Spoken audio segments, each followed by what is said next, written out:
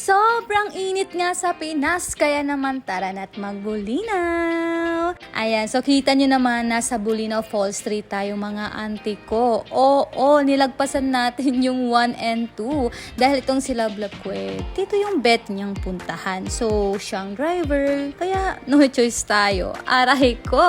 Ayan, so bali ganito pala yung daan. Ang haba pala, kaya 2 times ko na yung speed niyan.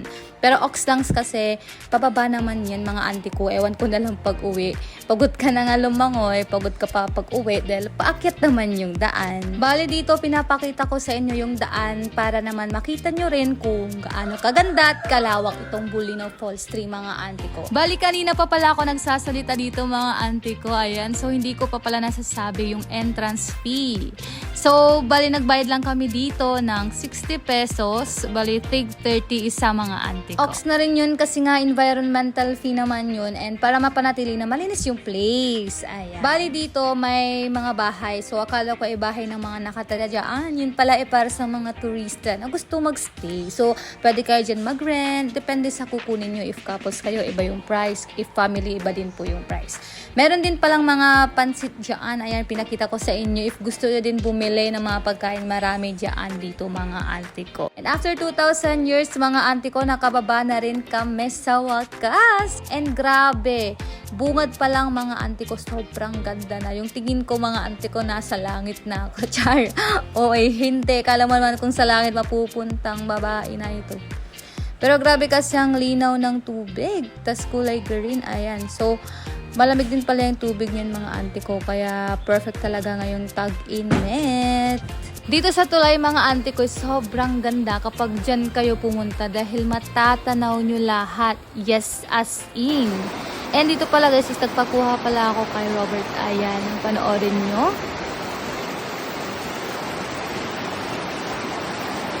Oh, babalik yung camera. Wow, arte. Dahil naartehan na yan siya sa akin, ayan, pakita ko na lang din sa inyo yung mga clips na nakunan ko na talaga namang maa-amaze kayo sa sobrang ganda.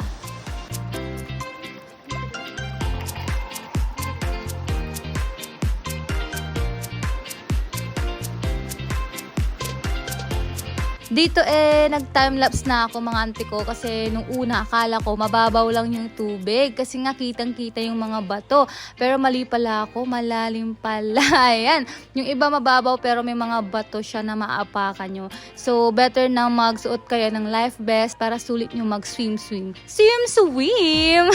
So dito mga auntie ko is napagod na nga ako maligo. Kaya ayan, umahon na ako dyan, di nyo na ako makikita. Tapos itong si Robert kinuha bigla yung balsa. Di ko alam yung name, basta yan yung gamit niya. Hindi siya marunong dyan mga auntie ko. Pagod na yan siya, pero sige pa rin. Ayan.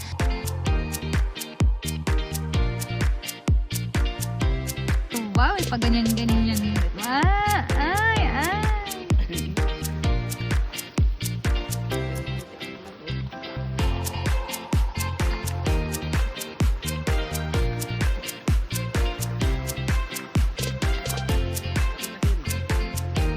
Kuha mo na yung technique. Kanina nahirap ka.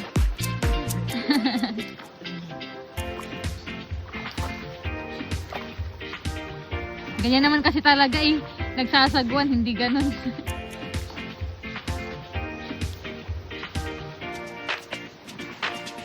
Ay, wow. Galing-galing naman yan. Ay. Harap ka nga dito. Ay. Isa pa. Picture na kita. Ay. Balik niya na yan, guys.